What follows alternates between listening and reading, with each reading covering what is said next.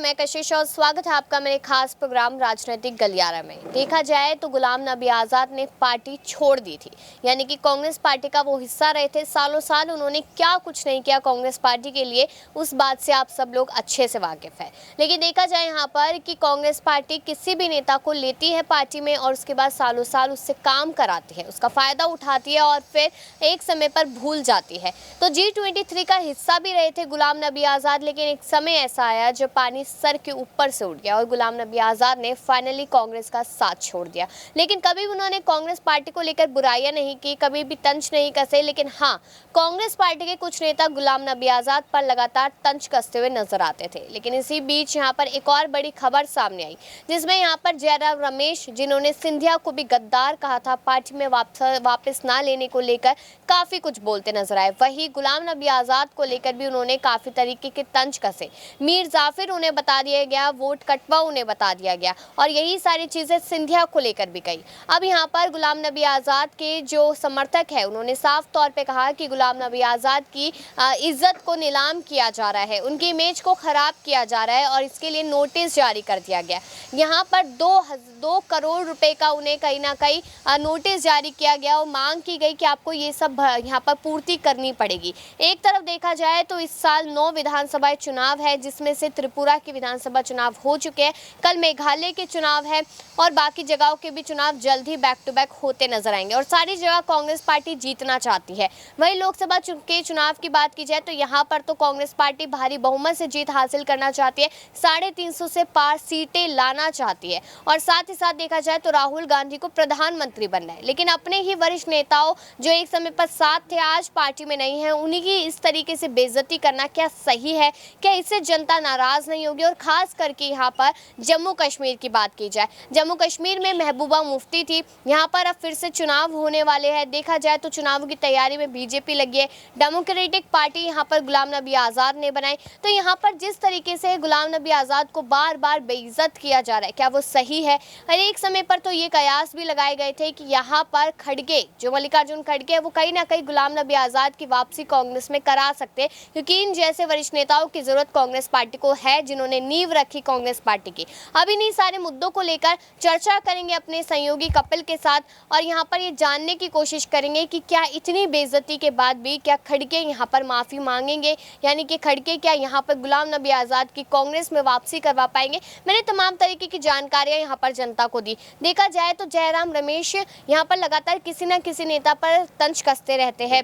यहाँ पर उन्होंने सिंधिया को लेकर भी कुछ ना कुछ कहा था, गद्दार, यहाँ पर वोट कटवा और मीर जाफिर का नाम कह दिया। तो क्या लगता है कि सबसे पहला सवाल तो जयराम रमेश को लेकर ही, जयराम रमेश वो नेता है जो एक समय पर बिल्कुल भी सुर्खियों में नहीं थे और अब बार बार सुर्खियों में आ रहे, तो उनके मन में क्या कुछ चल तो नहीं रहा है आने वाले चुनावों को लेकर? बिल्कुल आपने सही बात कही। अगर जयराम रमेश की बात करी जाए तो उन्होंने जिस तरीके से गुलाम नबी आज़ाद के ऊपर बयान दिया है, अब ये माना जा सकता है कि कांग्रेस में तमाम उन बड़े नेताओं की कमी थी और इन्हीं में से एक नेता की कमी भरने की कोशिश यहाँ पर जयराम रमेश करते हुए नजर आ रहे हैं। क्योंकि इससे पहले आप देखिए, जब भारत जोड़ो यात्रा हुई थी, इस दौरान भी जब भी प्रेस कॉन्फ्रेंस होती थी उसमें जयराम रमेश का नाम ही आगे आता था और कांग्रेस भी साफ तौर पर यह देख रही है कि तमाम ऐसे नेता हैं जो पार्टी छोड़कर जा चुके हैं, तो इसका सियासी फायदा उठाने की कोई ना कोई नेता तो जरूर कोशिश करेगा। तो जयराम रमेश का सोचना है कि अभी अधिवेशन भी चल रहा है रायपुर में, ऐसे में अगर वो कुछ बड़ा कदम उठाते हैं, पार्टी में चर्चा में रहते हैं, तो शायद उन्हें कोई बड़ी जिम्मेदारी सौंप दी जाए। बिल्कुल यही बात मानी जा सकती है। लेकिन अब यहाँ पर जो हमारा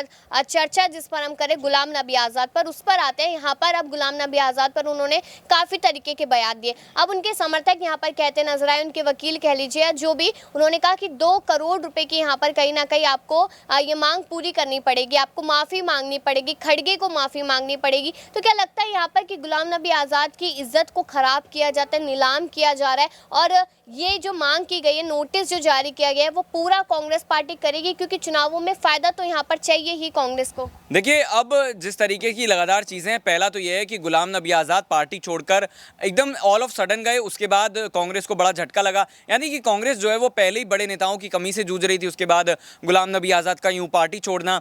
और जिस तरीके से हमने ये भी देखा कि कांग्रेस के तमाम जो कार्यकर्ता थे, नेता थे, वो गुलाम नबी आज़ाद की पार्टी में गए लेकिन वापस आ गए, लेकिन गुलाम नबी आज़ाद वापस नहीं आए। है। उनसे भारत जोड़ो यात्रा के दौरान भी कहीं ना कहीं दबी जुबान में कहा गया कि आप वापस आ जाइए। राहुल गांधी ने माफ़ी तक मांग ली, ये तक कहा कि हो सकता है कि मुझसे कोई गलती हुई हो। इस तरह की चीज़ें देखने के बाद कहीं ना कहीं अब कांग्रेस की एक खींच सामने आ रही है और हमने ये देखा था कि प्रशांत भूषण ने भी इसी तरीके का बयान दिया था। उसके बाद कोर्ट में 1 रुपये की जो वो पेनल्टी है देकर वो छूट गए थे। तो इस तरीके की के जो बयानबाजी का दौर है वो सियासी राजनीति में चलता रहता है। लेकिन यहाँ पर अगर तीसरी बात देखी जाए तो कहीं ना कहीं यहाँ पर गुलाम नबी आज़ाद को लेकर ये कहा जा रहा था कि वो बीजेपी में भी जा सकते हैं, और देखा जाए तो जम्मू कश्मीर में भी चुनाव होने वाले हैं, वहाँ पर चुनाव होंगे तो इसका फायदा गुलाम नबी आज़ाद के साथ साथ बीजेपी उठाती नजर आएगी, क्योंकि कांग्रेस में वापसी तो पूरी तरीके से नामुमकिन नजर आ रही है। बिल्कुल, कांग्रेस में अगर वापसी की बात करी जाए तो बिल्कुल नामुमकिन सी चीज़ है। हालांकि इसको लेकर चर्चाएं भी होती रहेंगी, क्योंकि जब जब वो पीएम मोदी के खिलाफ बयान देते हैं तब साफ तौर पर ये माना जा सकता है कि अब वो कहीं ना कहीं कांग्रेस के साथ जाते हुए नजर आएंगे। लेकिन ऐसा है नहीं, राजनीति में चलता रहता है बयानबाजी का दौर। और अगर सरकार की बात करी जाए तो मुझे ऐसा लगता है कि आने वाले वक्त में जब भी जम्मू कश्मीर के अंदर चुनाव होंगे तब कहीं ना कहीं बीजेपी का साथ वो लेते हुए नजर आ सकते हैं, क्योंकि बार बार इस तरह की चीज़ें नजर आती हैं कि कांग्रेस से वो दूर हो चुके हैं। अब अगर जम्मू कश्मीर की बात करी जाए तो मुझे नहीं लगता कि महबूबा मुफ्ती के साथ जाने का फैसला लेंगे, क्योंकि ऐसे में वो बड़ा फायदा जो गुलाम नबी आज़ाद है उनका उठा सकती हैं। पार्टी को सिंबल मिल चुका है, पार्टी को नाम मिल चुका है, पहचान बनाने के लिए फिलहाल चाहे वो संघर्ष करते हुए नजर आ सकते हैं, लेकिन मुझे लगता है गुलाम नबी आज़ाद जम्मू कश्मीर में बड़ा चेहरा है। एक आखिरी सवाल यहाँ पर रहेगा, अगर देखा जाए 2024 के लोकसभा चुनाव है, सबसे अहम चुनाव है और राहुल गांधी प्रधानमंत्री बनने का सपना देख रहे हैं। कल बड़ी खबर सामने आती है कि मल्लिकार्जुन खड़गे यहाँ पर पीएम चेहरा हो सकता है, जिसके बाद कहीं ना कहीं जब हमने लोगों के साथ शेयर किया उस रिपोर्ट को तो उन्हें एक झटका लगता नजर आया कैसे कैसे पॉसिबल हो सकता है। लेकिन अब यहाँ पर बात नेताओं की जाए, जो वरिष्ठ नेता थे जिन्होंने यहाँ पर पार्टी की नींव में कितना रखने का कितना बड़ा यहाँ पर योगदान दिया था, आज वही नेता धीरे धीरे करके पार्टी से दूर हो रहे हैं। वो कपिल सिब्बल हो, सुनील जाखड़ हो, यहाँ पर वो यहाँ गुलाम नबी आज़ाद हो या कोई और नेता हो, अब यहाँ पर उनसे नाराजगी भी मोल ले रहे हैं, दुश्मनी मोल ले रहे हैं यहाँ पर राहुल गांधी, पूरी कांग्रेस पार्टी। जब यहाँ पर चुनाव होंगे 2024 के तो क्या लगता है कि ये सारी पार्टियां, इन सारी पार्टियों का साथ बहुत जरूरी है कांग्रेस को, क्या वो लोग दे पाएंगे साथ या अपनी नाराजगी को भूलकर?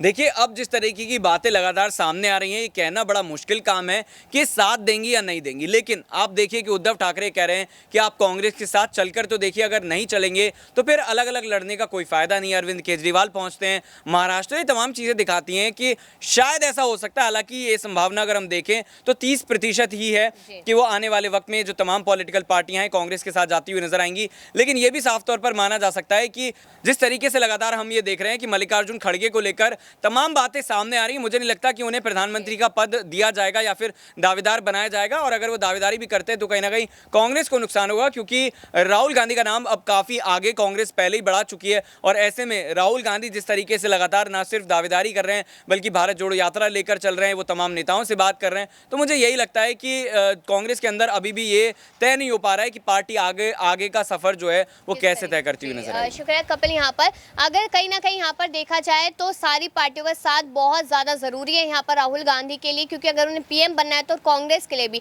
लेकिन जिस तरीके से बार बार यहाँ पर बेइज्जत किया जा रहा है गुलाम नबी आज़ाद को, क्या वो सही है? क्या वो इस चीज़ के चलते भी वो कांग्रेस पार्टी का साथ देंगे, वापसी करेंगे या नहीं? इस पर राय ज़रूर दीजिएगा और बाकी ऐसी खबरों के लिए देखते रहिए नेक्स्ट 9 न्यूज़।